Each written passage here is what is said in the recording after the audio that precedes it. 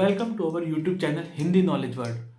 Hindi knowledge world में आपका हार्दिक स्वागत है। आज हम आपके लिए लेके आए हैं बेहद ही खतरनाक और बहुत ही एक जानकारी वाली खबर, जिसको जानना आपके लिए बहुत ही कंपलसरी और ज़रूरी भी है, क्योंकि आज हम बात करेंगे ग्लोबल फायर पावर इंडेक्स। और ये क्या है? एक्चुअली में एक संस्था है जो सारे देशों की एक डिफेंस रिपोर्ट तैयार करती है और ये आंकड़े देती है कि कौन सा देश किस नंबर की रैंकिंग में इस समय है। और ये जो रैंकिंग निकाली जाती है ये कई सारे बेसिस पे निकाली जाती है, यानी कि एक मिलिट्री पर्सोनल के अकॉर्डिंग निकाली जाती है, इक्विपमेंट के अकॉर्डिंग निकाली जाती है और उस देश के इकोनॉमिक के अकॉर्डिंग भी निकाली जाती है, क्योंकि आप जानते हैं विदाउट इकोनॉमी कोई भी देश किसी भी तरीके की वॉर सिचुएशन में सामना नहीं कर सकता है।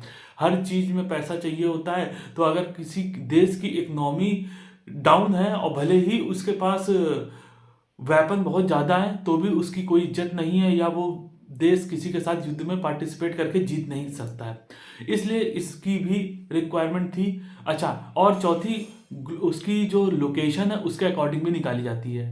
अब जैसे हम बात करें, कोई देश अगर समुद्र के बीच में है, 2000 3000 4000 किलोमीटर दूर समुद्र में है, तो वो भले ही कितना पावरफुल क्यों ना हो, वो दूसरे देशों के साथ कोलाइड करके वो जीत नहीं सकता है, क्योंकि जाहिर सी बात है उसे 2000 3000 किलोमीटर दूर जाना पड़ेगा और ये चैलेंजिंग सिचुएशन होगी। तो अब बात करते हैं इंडिया के बारे में।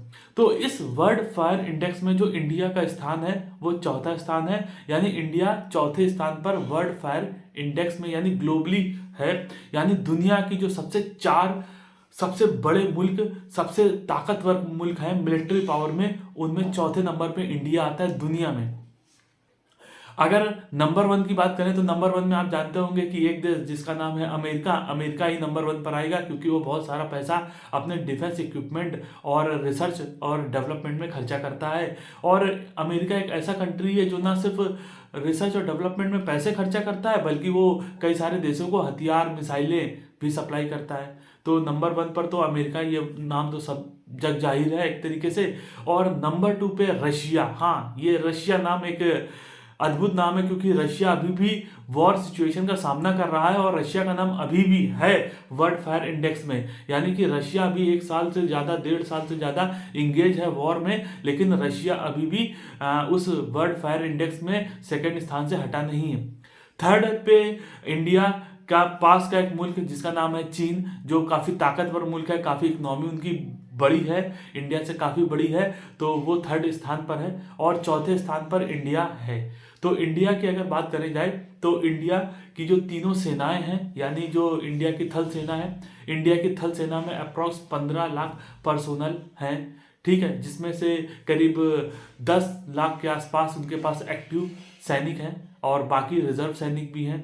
उसके अलावा इंडिया की वायुसेना की बात करी जाए तो इंडिया की वायुसेना में अप्रॉक्स 3 लाख के आसपास वायु सैनिक हैं और ज़रूरत पड़ने पे ये किसी भी तरीके की दुश्मन की कार्रवाई को अंजाम दे सकते हैं।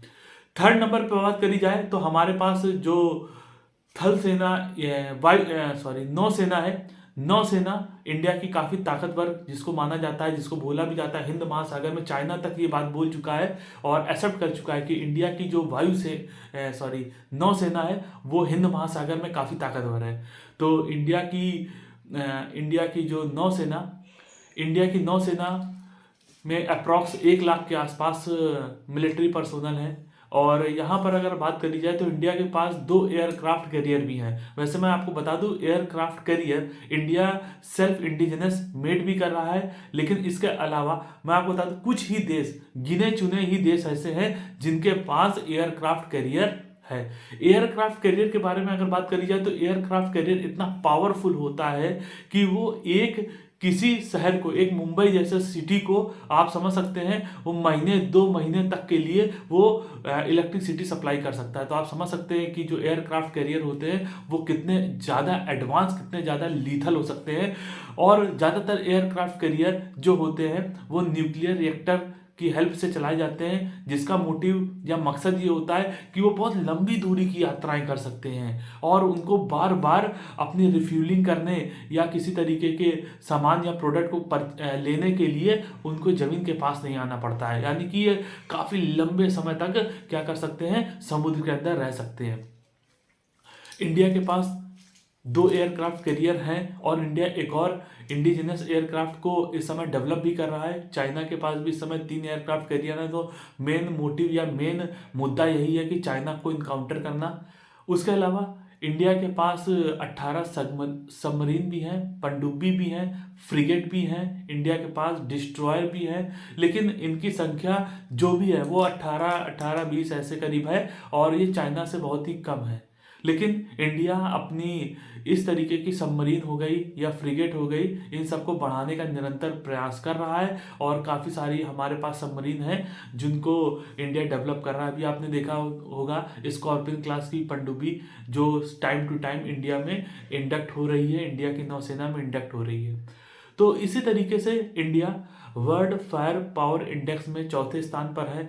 हम उम्मीद करेंगे कि आने वाले कुछ समय में जब इंडिया की इकोनॉमी और थोड़ा बूस्टअप कर जाए और इंडिया बिकम मोर पावरफुल आज की कंडीशन से, जो कि होना है, आपको पता है ये इंडिया का फ्यूचर है, इंडिया का भविष्य है, इंडिया को बहुत आगे जाना है।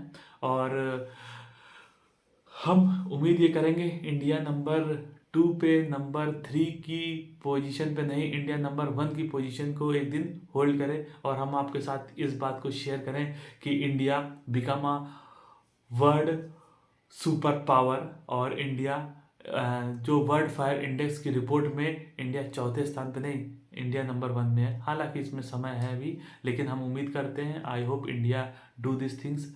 तो उम्मीद पे दुनिया कायम है, ठीक है, हमारा देश ये करेगा, जल्दी करेगा, हम उम्मीद करते हैं। आज के वीडियो को हम यहीं पर समाप्त करते हैं, मिलते हैं नेक्स्ट वीडियो पर, तब तक के लिए बाय बाय। लेकिन आपको अगर हमारा वीडियो अच्छा लगता हो तो प्लीज़ आप हमें लाइक करें, कमेंट करें, शेयर करें, जिससे हमें मोटिवेशन हो और हम मोटिवेट होके ज़्यादा से ज़्यादा वीडियो बना सकें और हमें भी खुशी हो, हम भी कुछ इंडिया के इकनॉमी में सहयोग करना चाहते हैं। तो आप भी हमारा हेल्प करें और अगर आपको वीडियो अच्छा लगे तो ज़रूर आप लाइक, सब्सक्राइब और शेयर करें। तो मिलते हैं नेक्स्ट वीडियो पर, आज के लिए यहीं तक, थैंक यू।